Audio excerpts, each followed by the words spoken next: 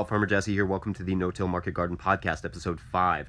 Today's episode is kind of special. Last year, cruising the internet, just as you do, I found this video on YouTube of a couple doing a no-till market garden, but the thing was from like 2007, so I had no idea if these farmers still existed or what they'd be up to, but I found them. They are still growing, they are still no-till, and they were down to do the podcast. So today I hear from one of the stars of that video, Jay Armour. Jay and his wife Polly, the other star, are the owners of Four Winds Farm in Gardiner, New York, and we talk about what he's learned in their over 25 years of no-till market gardening. We also talk about their forced air compost system as well as how they manage field tomatoes. Before we get into that, however, today's show is brought to you by the Organic Association of Kentucky, also known as OAK. OAK hosts an amazing conference we attend every year.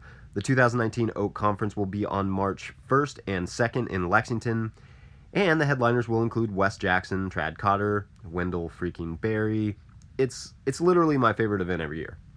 Lots of great workshops, including one with Hannah and myself on telling your story online. There are also farm tours. The trade show is awesome. The food is awesome. Go check it out. More info at oak-ky.org. That's oak-ky.org. And there's also a link in the show notes. Okay, with that, let's hear from Jay Armour of Four Winds Farm.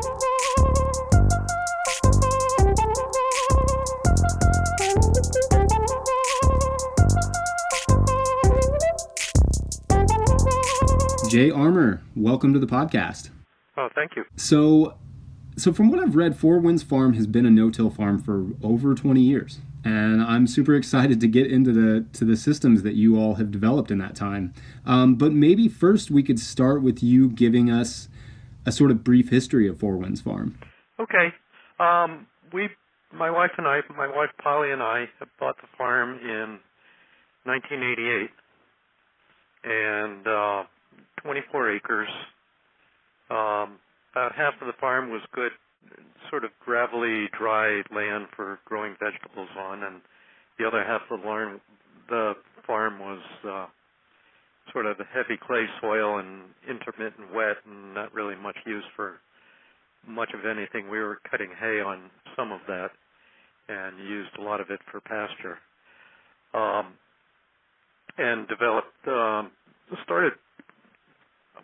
I guess a lot of the land we were cutting hay on. We were only farming about 1 to 1.5 acres initially, and raising sheep and cutting hay and trying to figure out what we were going to do in the long run. We really hadn't worked that out. I guess about 1995, we came up with the idea of not tilling the soil. Actually, it was somebody else's suggestion. And once we started doing that, we were able to grow a lot more vegetables and expand the whole garden end of things. That's sort of... How's that? In 1995, you said there was somebody else that inspired you. Can you say who that was? Yeah, there was a person named Lee Reich. Author of, is it The Weedless Garden? Yeah, that's one of his books. He's written many books. Okay. But primarily that focuses on not tilling. His writing and the focus of his book is more for backyard gardeners. And he lives about 8 miles away from us. We met him through another contact, and he kind of convinced us that we needed to stop tilling. But neither he nor us really knew what that meant at the size that we were operating. So it was kind of, in many ways, experimental for all concerned, because he's focusing more on a backyard gardener situation, where you've got a couple of 30-foot beds or something like that. Sure, it's funny because that's a very similar sort of conundrum that a lot of us, on a sort of market garden scale for production agriculture run into, is that if we want to do a no-tillage system, there's not a lot of guidance on how exactly to do that. So what were some of your first steps? Like, what were some of your early experiments? Well, his approach is just form beds, and he actually doesn't use the word bed. Well, I guess he does use the word bed, but a lot of people think that a bed means digging a pathway and piling the dirt up. But you don't really need to do that. You can just decide where your planting area is going to be and just never walk there. And that's your bed, and then your pathways are your pathways. And where your bed is, you just put compost down, and you plant into the compost. And that's what we started doing with the larger beds that we had. We actually formed the beds using a back blade mounted on an old Ford 8N tractor. And we would drive in one direction. Well, let me back up. Let me start. We started initially with a tilled field. We used a rototiller to till the field. And the reason we did that was because that was where we were when we switched from a till-based operation to a no-till situation. So we would always till in the spring, and that's kind of how we started. When we switched over to the no-till, then we formed the beds using the 8N tractor and the back blade and drive down in one direction, and the back blade would pick up dirt behind the one of the rear wheels and throw it to the middle, and then we'd turn around and drive the other direction, and it would do the same thing in the opposite way, and then I'd clean up the bed with a rake, and then at that point we would just spread compost on top and plant into that compost. And the 8N worked well for us initially because it would form a bed that was kind of the same width as a garden-way cart. And we were using a garden-way cart back in the early days to move the compost over the bed and spread it. And is that width about 30 inches, or is it? Yeah. Yeah, I'd say about 30 inches. Okay. The beds now, we have using a tractor with a little bit bigger wheelbase than the 8N had, and it works out to about 55 inches center of the path to the next center of the path. And then the bed itself is probably about a little less than 3 feet. So once you formed those beds, you went over and just put a heavy layer of compost right over top, and then that was it? Yeah, and that was it. And initially we thought we didn't need to worry about the pathways, and so we just let the weeds grow in the pathways and focused on keeping the beds themselves clean. And I think it was pretty early on, maybe after the second year, we realized that we needed to keep the pathways clean also. Because you get, you get grass growing in there, and the grass wants to grow into the bed. And you've got this whole pathway line of weeds and grass trying to grow upwards into the beds themselves. And it's a lot easier just to run along with a scuffle hoe and knock those weeds out and just keep the pathways clean. Okay, so the pathways weren't covered with anything. And are they still that way? You look at them, and, we don't put compost on them. Some of the pathways, like in between the tomatoes, will mulch with straw. But the other pathways, the compost sort of migrates into the pathways from the bed over time. So it does look like they're being composted, but they're not. And sometimes, like when we're spreading the compost, we spread it now using a bucket loader on a tractor. And I'll fill up the bucket loader and then drive backwards over the bed, and two people will unload the compost from the bucket. And the bucket is wider than the bed, so some of the compost does fall on the pathway, We just sort of leave it there. But we're not specifically laying compost on the pathways. Sure. Yeah, I've actually I did that with the farm where I interned 2010, and we did that backward with the bucket, and it's a great system. It's surprisingly efficient. It is hard to get it in an exact place, I guess. You do put it everywhere that the bucket goes over, but yeah, initially when you're first taking it out, it just kind of falls into the pathway. As you get the bucket a little more empty, then it's easier to get more of it on the bed itself. And most of it goes on the bed. So then where are you getting your compost? We're making it. Okay. Can you talk a little bit about that process? I got a lot of experience with that. And that's, when we started out, we were producing on about 1.5 acres of land.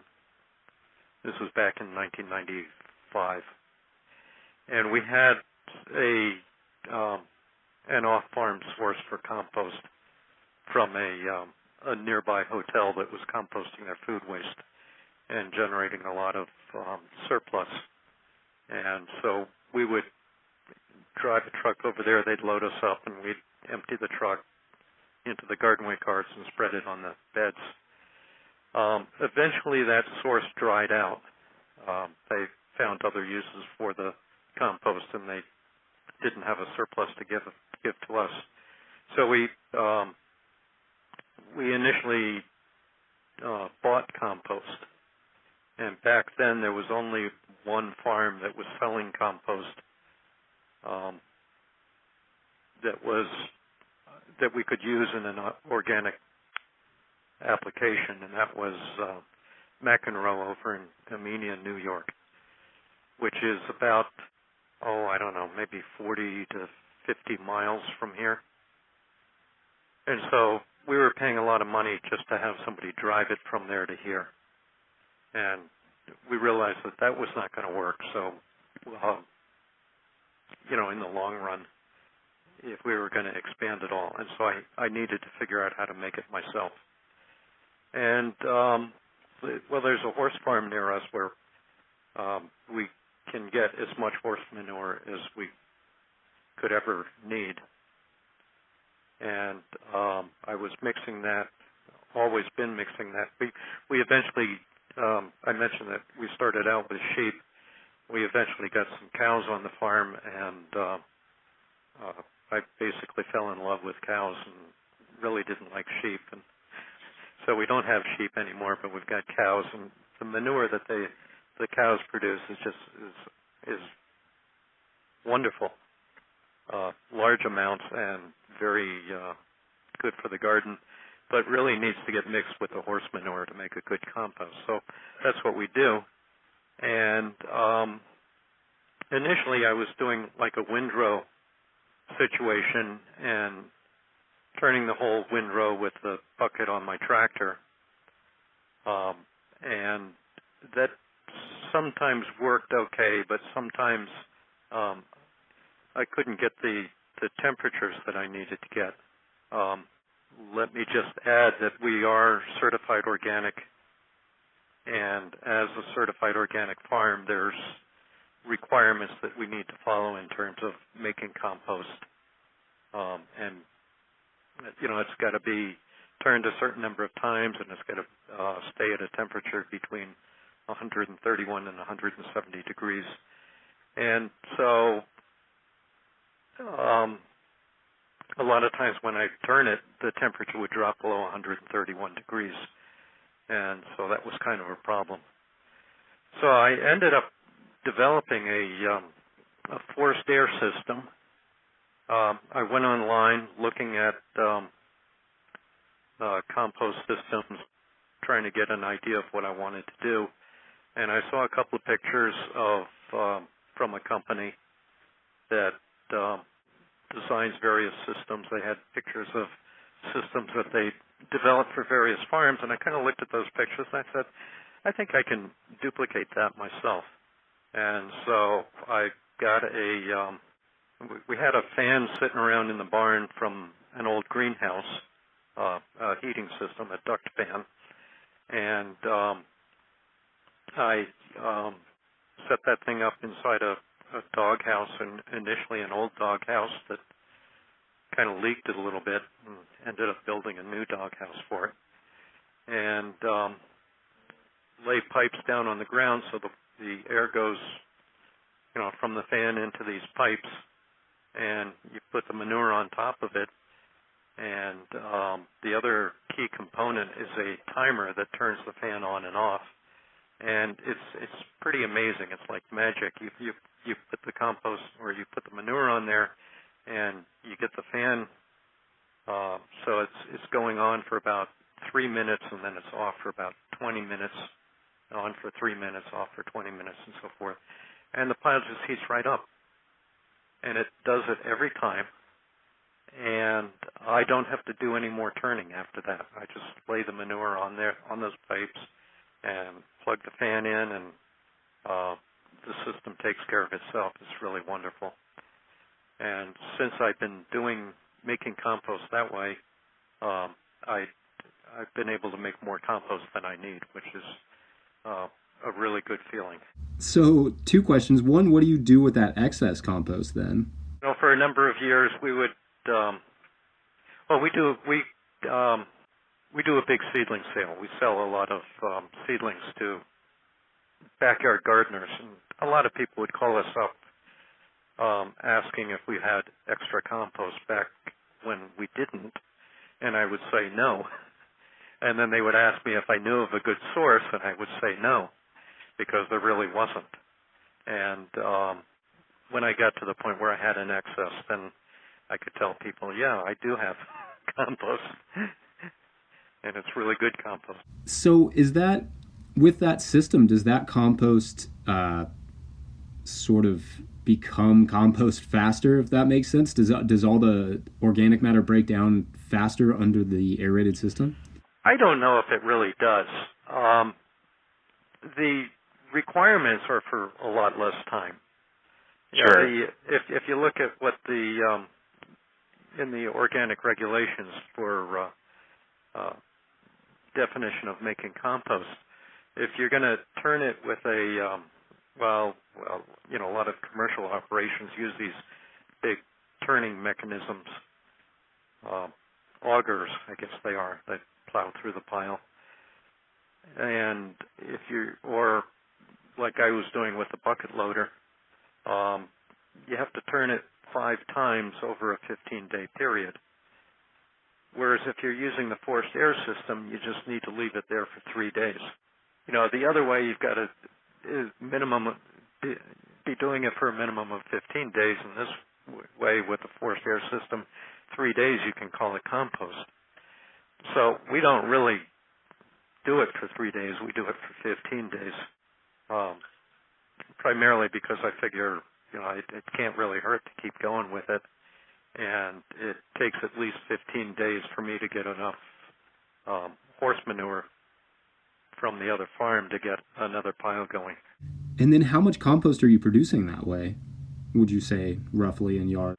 Probably 250 yards, maybe 300 yards. I would say 300 yards. Okay. Yeah, that's a good amount of compost to be creating on your own. All right, so I want to get back to the beds a little bit and just talk about kind of laying the, as we said, you're backing up the tractor, you're putting the compost on top of the beds, and then are you amending that soil at all first? Are you doing any lime or soil testing or anything like that? We're doing soil testing, but I really don't need to because I know what the soil test is going to have and what it's going to say. But yeah, that's our sole fertility source is the compost. We're not adding any other kind of amendments, not liming. The pH is, where is it about? Just, I think 6.8.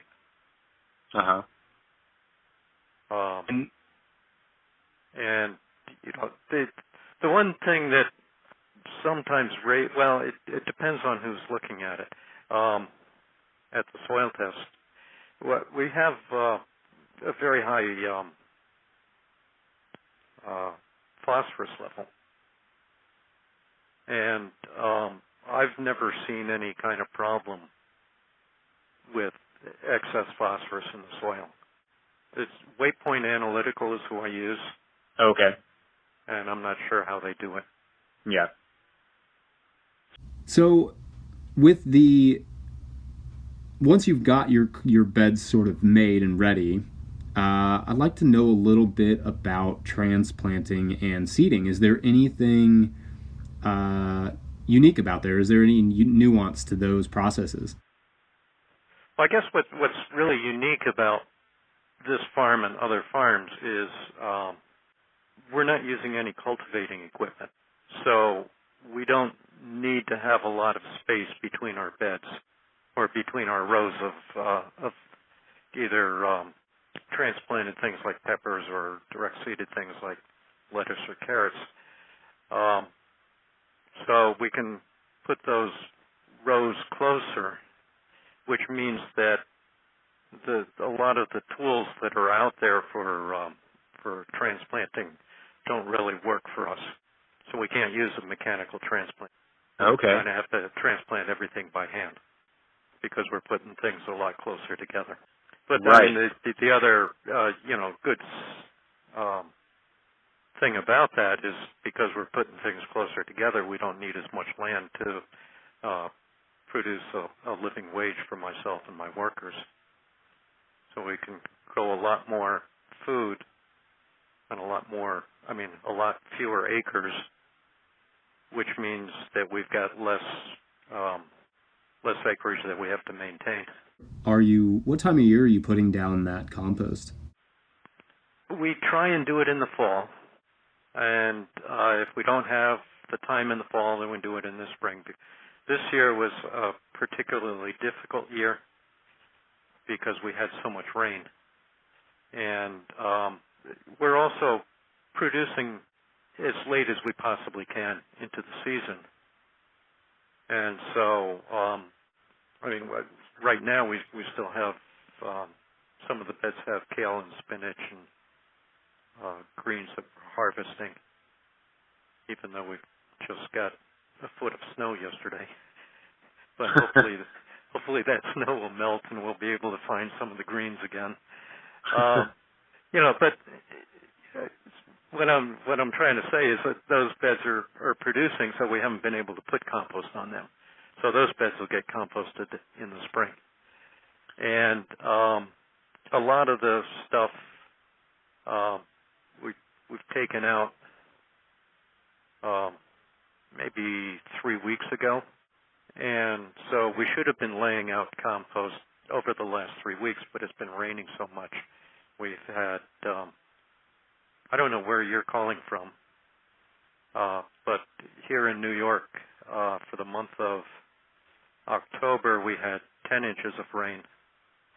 And for the first half of November, we had 5 inches of rain,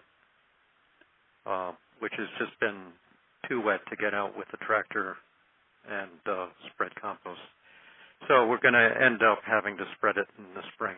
Yeah, certainly. We're in Kentucky, but this whole side of the country with the 2 hurricanes has been wet. It's been very wet. Are you doing a lot of direct seeding? And what are you using for that? What's your seeder? We just use like a single row earthway planter. And that's for everything, carrots and radish, etc. Yeah, carrots, radishes, beets. We direct seed onions, which a lot of people don't do. Parsley. Also, we direct seed. With the carrots, a lot of farms will do a thick planting of carrots so that they can see where the rows are. And the weeds are coming up so strong. And we don't have to do that because we don't have weeds coming up. I mean, we do have a few weeds, but not that many. So we do a very thin planting of the of carrots, and so we don't have to thin them later on. Sure. And I guess I'm jumping back to the rain thing. I was just thinking, you can't get in there with the tractor, but you are still. One thing that kind of seems to come up a lot with the no-till farmers that I speak with is that you're still able to get in the ground pretty early and you're still able to stay in it late even when it's wet, although in a situation where you're trying to run a tractor in there, that's maybe a different story. But physically you can get in and plant and seed. Would that be accurate? Yeah, and this year was particularly difficult for a lot of the farmers in our area to get their fall crops in the ground, and because they couldn't get the tractor in there to till the bed before planting, and we didn't need to do that. All we needed was maybe a day or two of dry weather, and we could get our fall planting of radishes and carrots and beets, lettuce, and so forth without that problem. Now, you mentioned earlier making a living wage. Would you be willing to share with us what kind of income your farm is able to generate? You said you're doing a lot of really dense planting. I imagine that you're able to gross a fair number off a small acreage. Yeah. So this farm, there's basically two operations going on here. There's me and what's known as Four Winds Farm, and then there's a CSA that operates here too. The CSA used to be our CSA, and I realized I didn't need both it and the farm, and wanted to scale back a little bit in terms of my own input in the farm. And so now the CSA is run by two other people, but on this property. So the CSA is producing off of 1.5 acres, and we produce off of 2.5 acres. So altogether, it's 4 acres that are being cultivated. But for us, on the 2.5 acres of land, we're generating about $120,000 gross income. That's great. And is that CSA? Are they also no-till? Yeah. They're okay. They're no-till. It's kind of, well, a little awkward to explain, but I rotate tomatoes and potatoes, and I need to do that. And so for the amount of potatoes and tomatoes that I grow, I need 4 acres of land, okay? But I don't need 4 acres of land to grow everything that I need.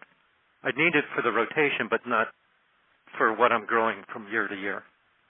So it's advantageous for me to have the CSA operating here to use the land that I don't really need, but maintaining it so that when I do need it for the rotation, it's there.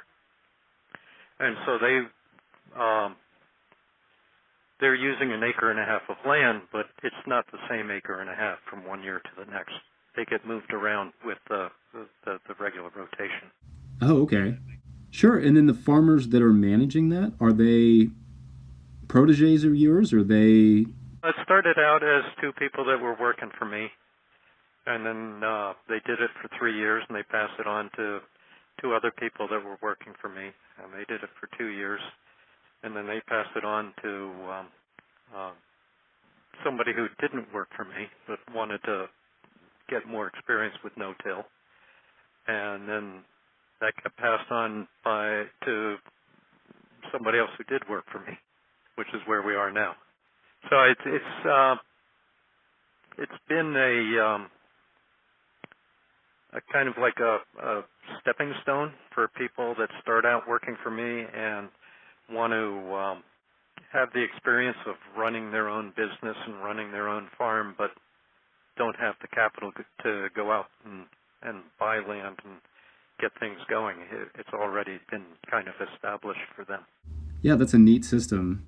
So a couple more questions about the beds. I was thinking, once you've got a crop in there, how are you flipping your beds, and are you doing any sort of putting down any other fertility after that crop comes out? Okay, no. Like with let's look at peas. So we plant in the peas in, generally with the peas what we do is plant them with the seeder, and the seeder doesn't get the peas down deep enough. And so we lay the compost on top after we plant the seeds. And, then the peas grow, and we harvest the peas, and the peas are done in maybe early July. And then we go through and rip all the vines out. And there may be a few weeds that we pull out also. And then that bed is scuffle hoed. And after it's scuffle hoed, we scuffle hoe it just to loosen up the compost that's gotten a little bit settled and so forth. And we plant carrots there. And that's all we do when we go from the peas to the carrots. With lettuce, we alternate between lettuce and arugula, or also a braising mix, a mustard greens mix. And so we'll harvest the lettuce and immediately follow with the arugula. And what we do with that is we're not going to harvest a whole bed for a market. We're only going to harvest maybe a quarter of a bed.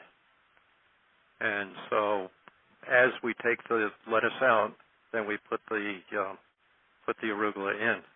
And so, like 1 week we'll maybe have half a bed harvested, and then the next week we'll have the other half of the bed harvested. So in between, we're putting that arugula in half a bed and then half a bed, so that when that matures, like with the arugula, you really don't have the holding ability that you do with the lettuce. Lettuce, you've got maybe a week or so before, that it can sit there from starting to harvest to end. And the arugula, you've got a lot less time. And so by doing small patches, the whole bed, the whole patch comes out, and then we'll seed it again, maybe with lettuce. And again, the in between seeding, all we're doing is scuffle hoeing. Okay, so it's pretty simple bed flip then. Yeah. And then, are you doing any sort of irrigation? Mostly drip, and stuff that we direct seed, we irrigate overhead using overhead sprinklers, and we primarily use, I guess they're called wobblers. What is it? Rain flow. Is who we get a lot of this stuff from. They're small emitters that you can set up in a line, and so we'll have I guess about a half-inch, maybe 3/4 inch plastic line that gets laid out in the pathway, and these emitters attached to that, and you can water in a line rather than most sprinklers that go around in a circle. So that way we can water the bed. And then are you doing much in the way of season extension? You said that you had to go unbury some greens. Do you have any tunnels or low tunnels or anything like that? We're playing around with some low tunnels this year. A lot of the day-to-day stuff, I've got a woman that's been working with me for a number of years, and she's taking over a lot of the day-to-day management of the farm. And we had to put new plastic on one of our greenhouses. And so she wanted to play around with using the old plastic and setting up some hoops in the garden and growing greens in that as a season extender. And I kind of said, yeah, sure, go ahead, do that. I never really liked to do that because I kind of wanted some downtime. So I kind of like being able to play during the winter rather than have to work. Sure. but she's younger and she's got more energy, and so she wants to do these things. We spent our energy trying to figure out what we were doing. Now I've figured it all out, and so now she's got energy to play with season extending. Can you talk a little bit about your marketing outlets, how you distribute your produce? Okay. We got 3 markets that we go to. One is in, I'm not sure who's listening to this, but one is in Cold Spring, which is a Saturday market that's right on the Hudson River south of us. And we do very well at that market. We're at a Sunday market in Rosendale, which is a town north of us, and we're at a third market on Wednesday afternoons in Woodstock, New York, which is also an interesting town. It's the namesake of the festival that took place in 1969, and there's some interesting people that live in Woodstock, and so we get to see them when we go there.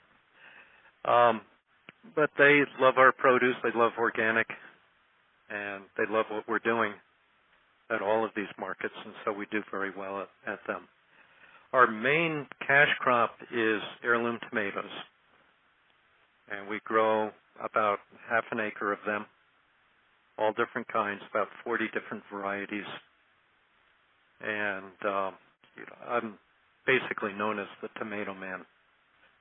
I'll see people that know us at the markets at other events, and they'll say, "Hey, there's the tomato man." So. Well, then maybe you could describe a little bit about your tomato setup. I think that's a really difficult crop to grow out in the field, at least consistently. What's your method and what's your strategy?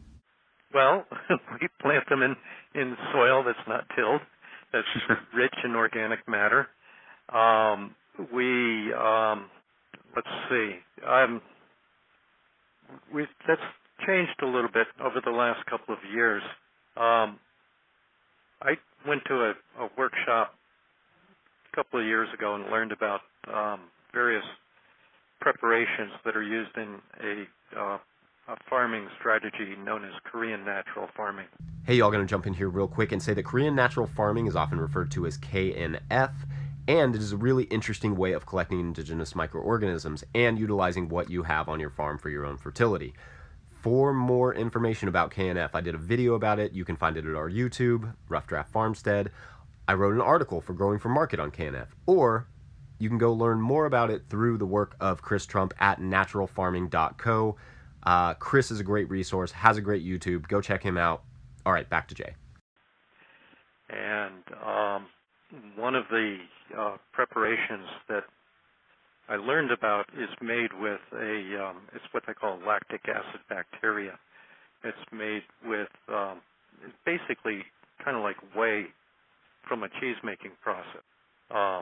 You sour the milk, and you add, before you sour the milk, you add a starchy water that starches from rice into the milk, and then you let it ferment.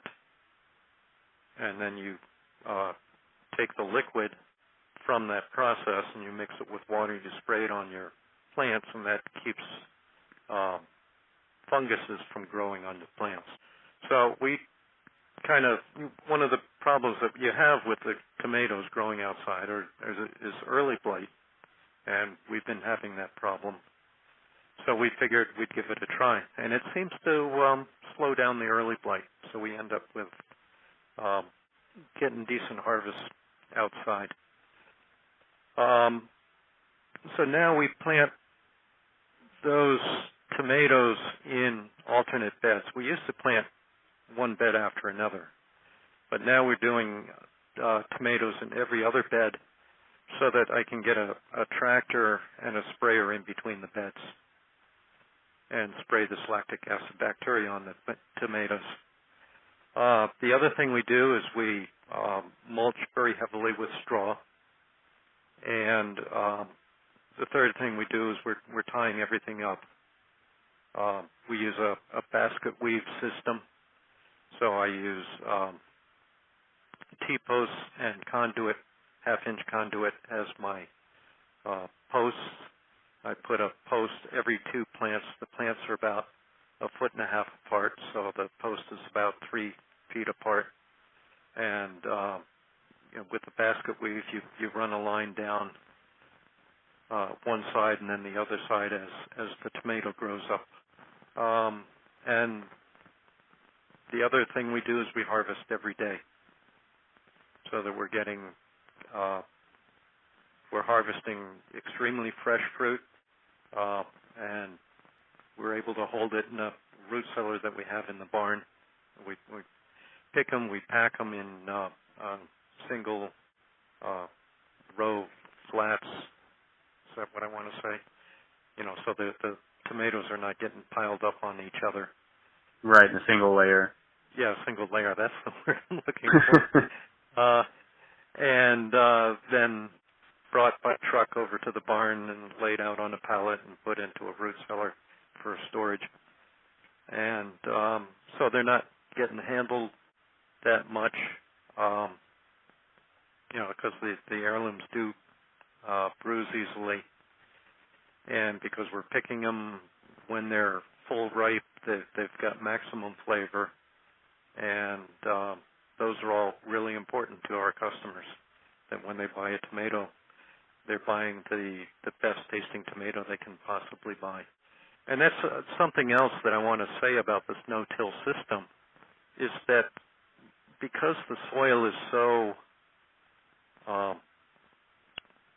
balanced in terms of nutrients and so rich in organic matter, the vegetables really do taste better. The plants are healthier, and they're producing better tasting fruits and better tasting leaves, and the customers know that. They can taste a difference. And then when you take something like an heirloom tomato that has just incredible flavor to begin with, and you grow it in an environment that enhances those flavors, you've really got something that's marketable. That's great. I was curious if you're using any other Korean natural farming techniques. Is it the lactic acid definitely jumped out to you? Is there anything else that you're utilizing that for? We've been using the what's it called? It's like a calcium vinegar solution. Yeah, the water soluble calcium. Yeah, that's what it is. We've been using that primarily to prevent damping off in peppers and eggplants in the greenhouse. Oh, okay. Yeah. It works very well for that. Well, Jay Armour, I really appreciate your time. I've enjoyed this conversation immensely. Well, great. And I hope people are inspired by what I'm talking about and give it a try. Try this no-till thing. Yeah. There's so many advantages. I mean, we started out doing it because Lee Reich said we would have fewer weeds. And he was right. We had a lot fewer weeds. And the weeds that we did have come out a lot easier than back when we were tilling. And the reason it's coming out is because we have high organic matter. We have between 8 and 10% soil organic matter. And that organic matter keeps the soil nice and loose. And when you pull a weed out, you get the whole weed. You don't get the plant snapping right at the root. I have visitors will come here, and I'll pull, like chickweed. I'll pull it out, and just this huge mass of root that people normally don't see because the root is so fine that it breaks. And anyhow, where am I going? So yeah, it's a whole lot less work, but there's so many other advantages in that you don't need a tractor anywhere near as much. I mean, starting out, we using garden weight carts to move the compost around. And the two people that started out with the CSA, they've now got their own farm. They've been farming for 3 years, and they've not bought a tractor because they don't need a tractor. I kind of need it because I'm using it to make the compost. But so they're buying the compost rather than making it themselves. But, for somebody starting out, a tractor is a big investment. And if you make a decent living on 2 or 3 acres of land without a tractor, without a lot of upfront capital expenditure, then you're in a much better situation for the long run. Hey, y'all, one last interruption from me. If you're enjoying this show, make sure to share it with your friends, subscribe to the podcast, and also consider joining the Patreon page. I hate asking farmers for money, but if it's adding some amount of value to your life, there is a link in the profile. Kick in a couple bucks a month. That's what keeps the show going, genuinely. So, consider it. All right, that's it. Thanks. Back to Jay. I agree, and I also feel as though it reduces the barrier to entry a little bit. There's something intimidating about tractors, I think especially to people who've never farmed before. And so it definitely eliminates that sort of barrier to entry where you don't really even need to know anything about machinery to be a farmer, whereas that seemed like the norm for many years. Yeah, and tens of thousands of dollars can be poured into implements alone, with excluding the tractor. Plus, you're saving in terms of energy. A lot of the energy that's being used here on this farm is people energy. Sure, right. Renewable energy, if you're. And that's the other thing with the forced air composting system. We've got a photovoltaic system on the barn that's generating our electricity. That's blowing the air through that pile. And before, when I was using the tractor, it was all fossil fuels to make the compost. So now it's renewable energy. Oh, that's great. So it's just operating during the day then. Yeah. No, it's day and night. I mean, it's a grid enterprise system that we have. Oh, okay.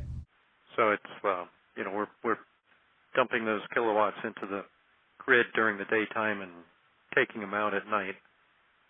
But the overall net is we're making more electricity than we. Yeah, that's great. Well, Jay, once again I really appreciate your time.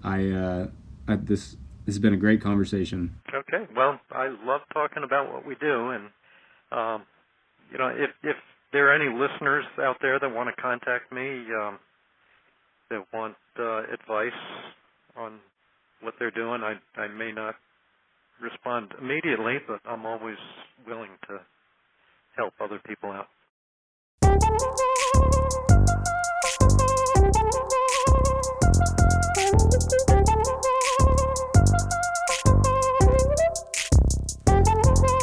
All right, you all, if you enjoyed that episode as much as I did, follow Four Winds Farm on Instagram. You can also check out their website where there is a contact link, and I also have linked the video I mentioned in the intro in the show notes. Don't forget to join the Patreon page. As I said, I don't like asking farmers for money. Everybody's asking you guys for money right now, so don't feel obliged. I'm going to keep the show going however I can, but if you can spare a couple bucks, that'll help. Thank you. There are discounts on the future conferences there, early access to events, and a little bonus material from moi, which, I don't know, may or may not have any value, but it's yours technically, so.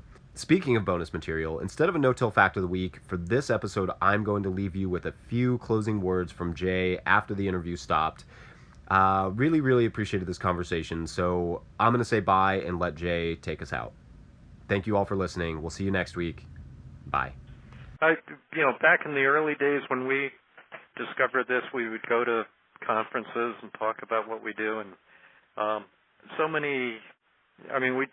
we were speaking to farmers who really didn't want to go into